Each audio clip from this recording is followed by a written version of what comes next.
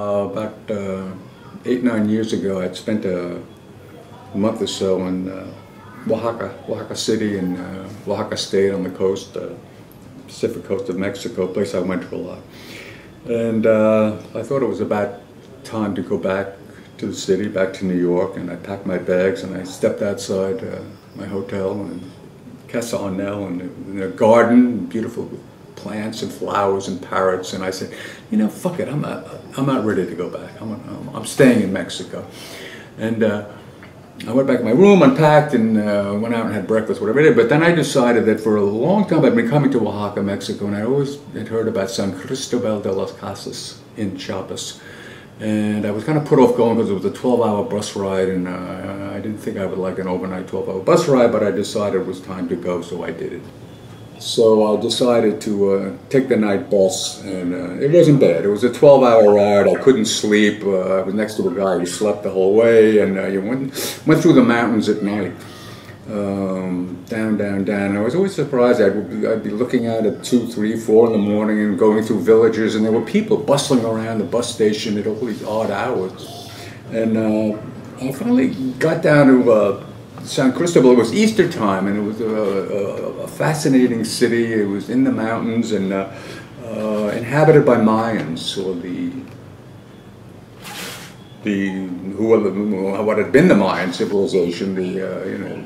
The people, I guess they still were.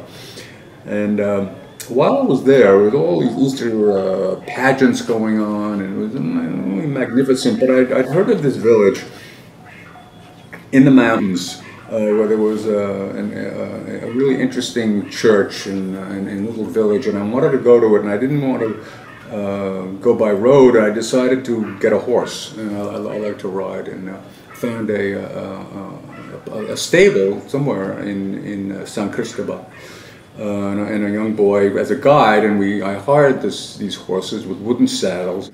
And we set off into the mountains and started riding mostly through woods, and then clambering up through some rocky stuff. And when we come to like a crest of a hill, he'd say, I hadn't ridden in a long time.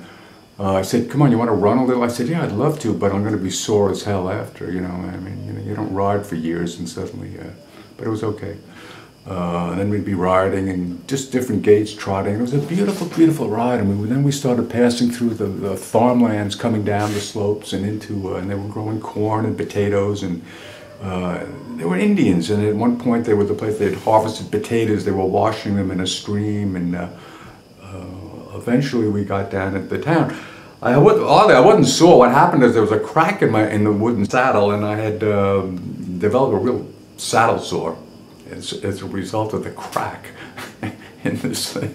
Well, like galloping and riding, but it was really worth it. And we got outside this village, and he said, we can't bring the horses into the village. We have to tie them the reins to a tree out here. And I was a little concerned. I said, well, you know, being from New York, you can't just leave things being around outside in the woods here. He said, no problem. That was it. So we tied them up. You know, I was thinking you need a wheel lock, you know, to put on the. But anyway, we walked the last quarter mile into the town, and there was this church. I think the town was called Chamula, and there was this church. And it was painted on the outside. It was beautiful colors. I think it was a beautiful blue and maybe some red. And we went inside, and there were no pews. It was a stone floor covered with like pine needles, just an entire church. And it was lit oddly. It had like fluorescent lights, and then these beautiful crystal chandeliers. But lit primarily by thousands of candles stuck in the floor, long tapered candles stuck into the stone floor. Along the sides were saints, statues of saints set into these, I don't know what you call them, reliquaries, glassed in box things all along the walls. And that's all there were. No pews, there was no altar. And women, Mayan women, I guess Indian women, or whatever they were, with their children, in this cathedral, and the way they worshipped, apparently there was no real organized Catholic thing going on. They really had no priests or bishop or anything. And what they did was drink Coca-Cola. And the ritual that they performed, and I guess their belief was that to purge themselves of their sins or whatever it was, they drank Coca-Cola and belched. And that was their belief. That was their ritual. And there was just filled with all these women with their children, everyone drinking Coca-Colas and getting gas and belching into the... and that was it. Okay.